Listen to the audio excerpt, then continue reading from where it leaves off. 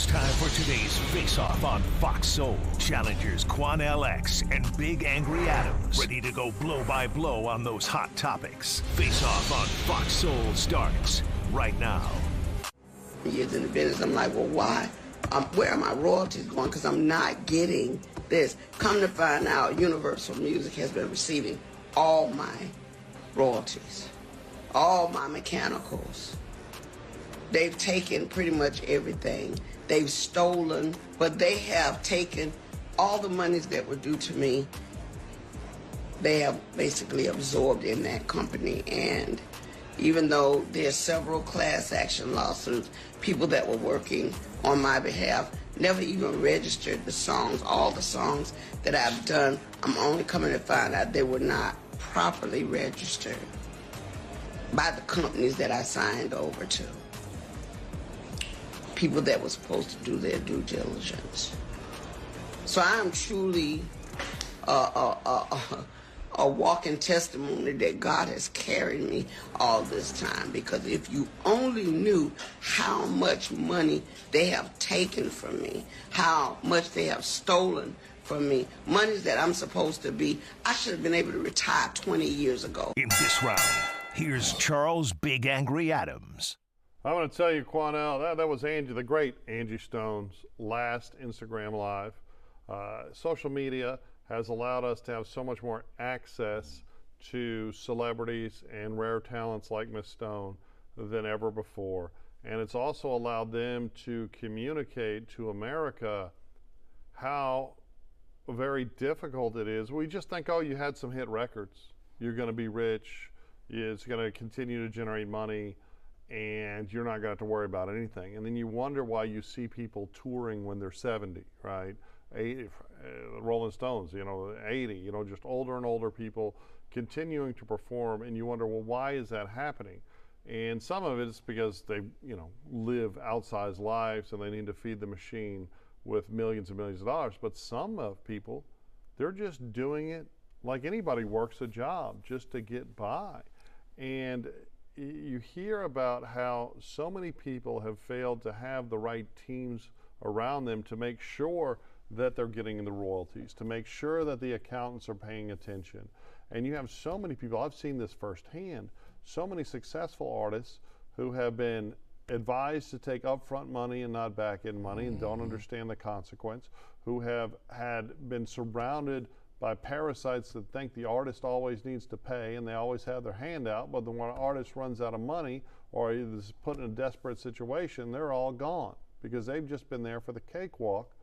I think it's absolutely accurate, and it breaks my heart that that was effectively her goodbye to the world.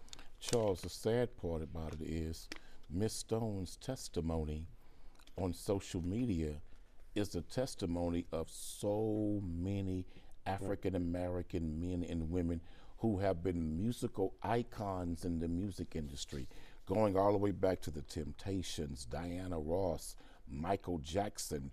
Remember, Michael Jackson sued Sony, making the same allegations. Remember Prince, the brilliant artist Prince. He couldn't even wear his own name. He had to change it to a symbol to symbolize that he was nothing more than a modern-day slave because of the economic contracts that were robbing him of his royalties. And he was not being paid for his hit music.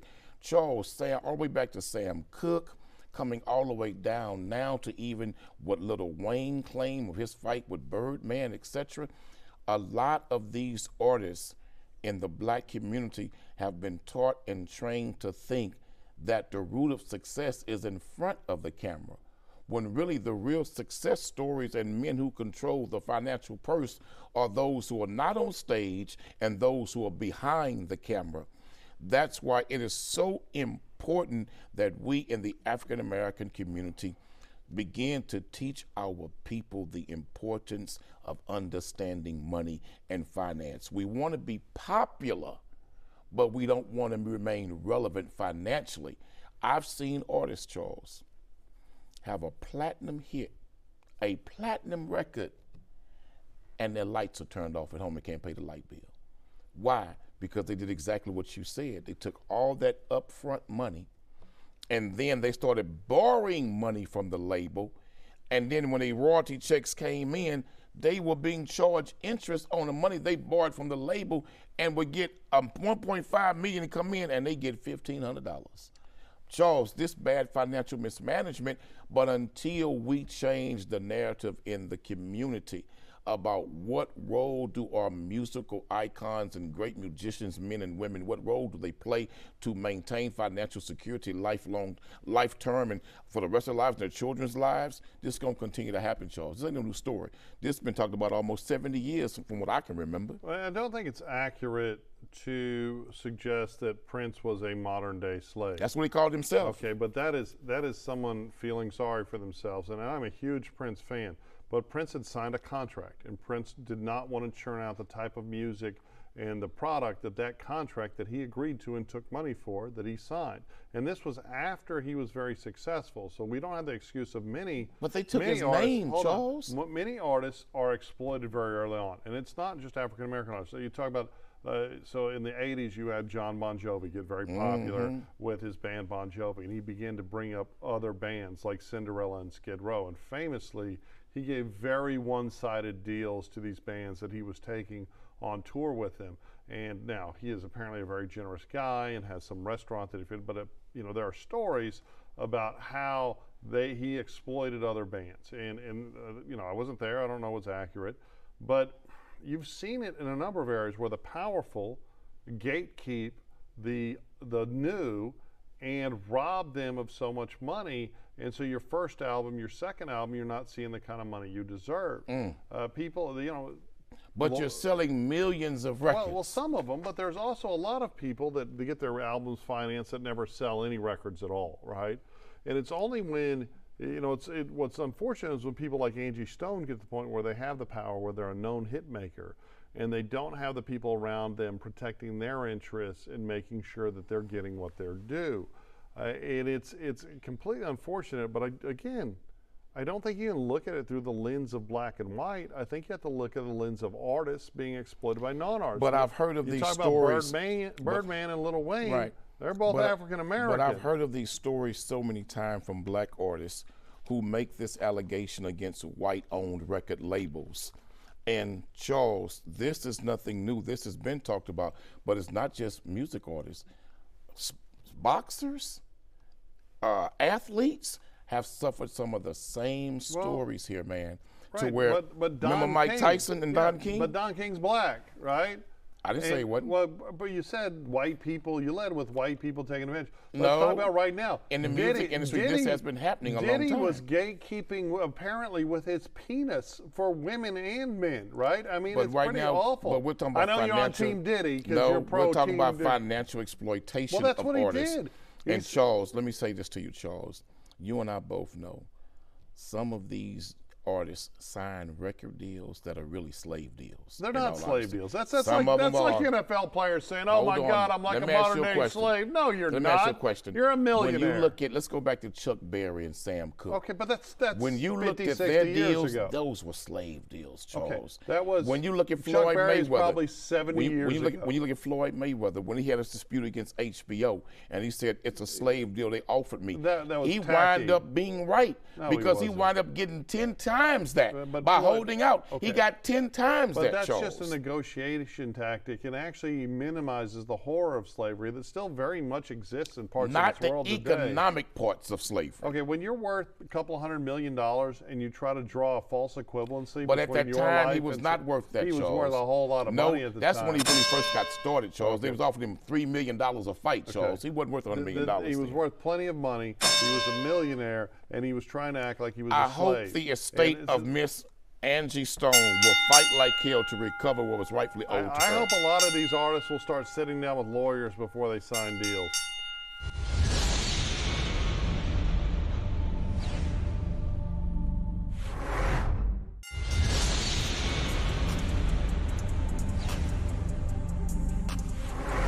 A law that Congress passed in 2010 called, get this,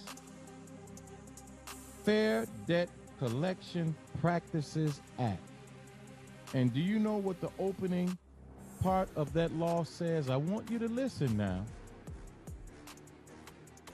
There is abundant evidence of the use of abusive deceptive, and unfair debt collection practices by many debt collectors. Abusive debt collection practices contribute to the number of personal bankruptcies, to marital instability, to the loss of jobs, and to invasions of individual privacy. Congress wrote that as a premise to the law that they passed. In this round, here's Quanell X. Charles, that was a gentleman who works with Dr. Michael C. Grayson, who has been touring across America addressing the issue of what's the biggest economic hurdle to African Americans in this country.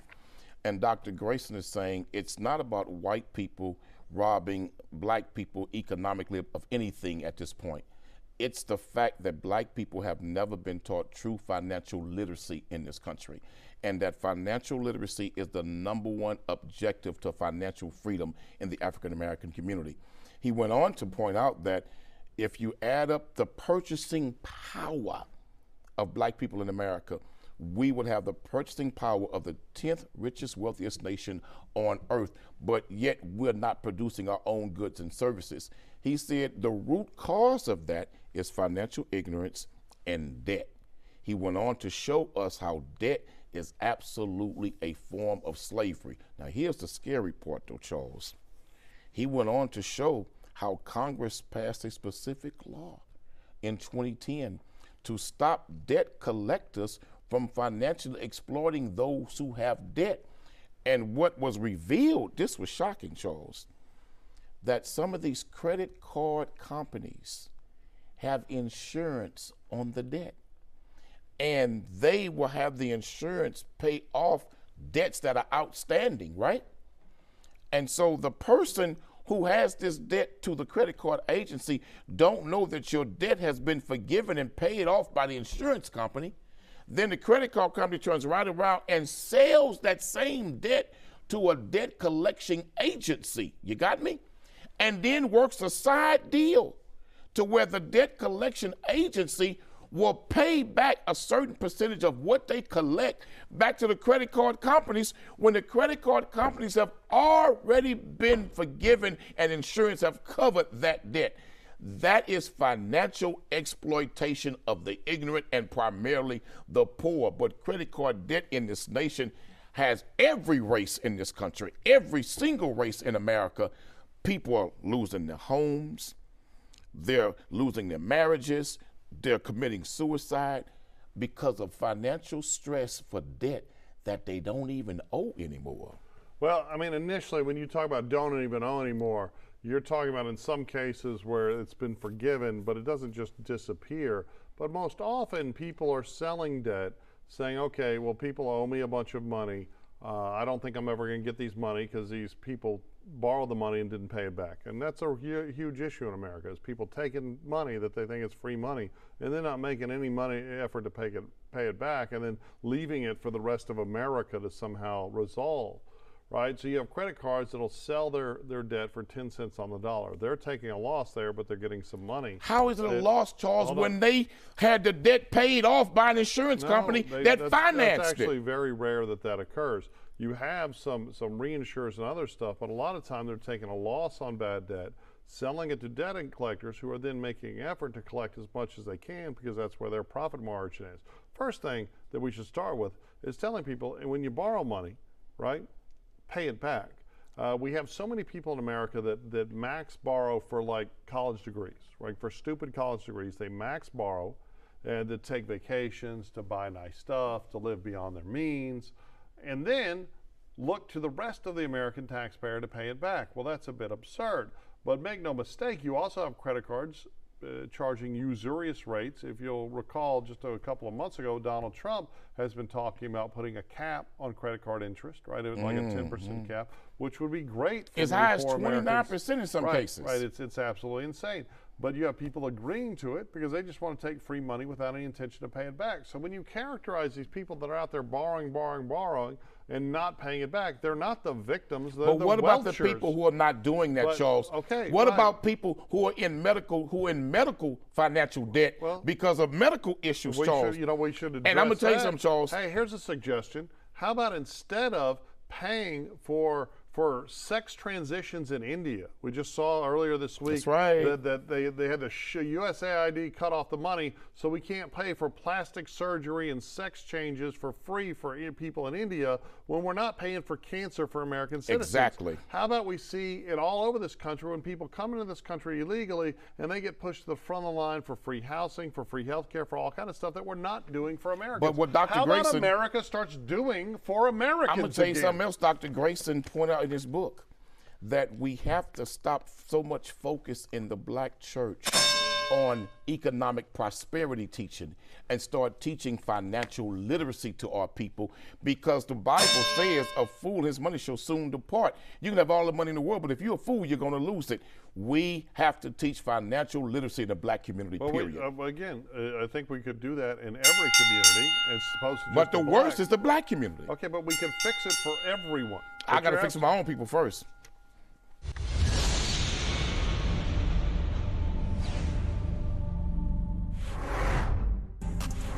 They took my mom with 3 kids. So what do you call him? Was he? Is he a simp? I wouldn't call him a simp, but my mom called him a simp. Damn. My mom definitely called him a simp. But Oh my God. honestly, God, Y'all hear that? yeah, my mom He did done call did him a all that simp. for that woman. Go crazy. Took care of his 3 kids, yeah. and she But the called thing him a is, simp. My mom told me straight up, she told me, yo, don't ever date a woman with kids. My mom told me. In this round, here's Charles Big Angry Adams. All right, Connell, this was a podcast conversation amongst African Americans concerning what is alleged by the people having the conversation that is a common instruction from African American mothers about marrying or dating women that have other children. I think it can be dialed even further back than that, and kind of the archaic nonsense position that women that have had sex with another man are somehow damaged goods and not valuable to society, which I think is incredibly misogynist, and it's just a horrible idea. I had a stepfather in my life when I was, probably 12, 13, that gave my mother some financial stability that she didn't have after she divorced my dad. Very nice guy, right? He's since passed away. I think the suggestion that all stepfathers are simps is absolutely absurd. I think there are other concerns, right, that weren't addressed here. What is the most common variable for children that are physically or sexually abused in their household? Presence of a stepfather, right? And that's something that's not discussed enough, right? And that we need to try to encourage families to stay together. What we don't need to do is encourage women to just be alone simply because their man left, because we also have so many men in this country that are knocking up women and not hanging around to raise their child. I think this was a horrible take by this podcast, but I'd love to hear your take. Charles, I would say that any man that is willing to marry a woman who has multiple children already when he meets her, and not only is he willing to marry her, he's willing to accept the responsibility to be a loving stepfather or father figure to her children, that is a hell of a man. And a mighty good man. Like Salt and Pepper song used to go, what a man, what a man, what a mighty good man. Yes, he is. That's a mighty good man that will take a woman who has children and love those children, provide for them and protect them like they're his own. This gentleman on this podcast spoke about his stepfather was a good man who was willing to do exactly that. But his own mother said to him, he's a simp for doing this. He's a simp for marrying me with these kids. I would say to that brother, I'm sure you love your mother. I'm sure your mother is near and dear to your heart. But your mama trifling as hell. Because, brother, for your mother to have you and your siblings, no man there, and this man steps in and be a good father figure to you all, provide for you, he's there for you, and your mother make mockery of that sacrifice, well then your mother is unworthy of a good man. And your mother obviously was not a good woman. Charles, there's testimonies of many men who can speak to something similar to this, where they made great sacrifices for a stepchild, only for the mother in the end to say to him in the heat of an argument or a disagreement, well, it's not your child. Why are you worried about it? It's not your child. I've seen videos where a mother would not allow a stepfather to discipline the bad behavior of a stepchild in the home, even if it's just verbal correction. Well, that's not your child. Don't speak to my child. Well, all of a sudden, it's your child alone when it's time to correct that child for inappropriate behavior. But when you need financial assistance, support, or any type of help with that child, now I can be the present stepfather and you cool with it. Charles, that's awful, man. I don't think you can go as far as to say that this young man's mom was a bad person, right? Because she was a trifling woman, trifling as hell. You don't know the context of how it said. She could have said it jokingly. She could have said, oh, you're a simp. That ain't what that man said. Well, he didn't make it clear. That man made it crystal clear. His mama told him, don't you ever marry a woman with children. His mama told him, don't marry a woman with children. And he made it clear to her. That's what our stepdaddy did. And then his mama said to him, your stepdaddy a damn fool. He's a simp. Well, no, mama, you trifling as hell. I'm sorry. I mean, that does seem a bit hypocritical, but I mean, really, context is key. I think we just need to get past the point where we see women, where anyone, whether it's other women or men, mainly men, see women as damaged goods if they've slept with a man before them. And we've also got to talk about... No, everybody's had somebody before they met you. We've also got to talk about this epidemic. But don't be community coochie and get with a man and expect that man to treat you like you brand new off the showroom floor when you know you've been community coochie. That's exactly what I'm talking about. And your fathers, stop leaving these kids. That's it for the Face Off on Fox Soul. We'll catch you next time.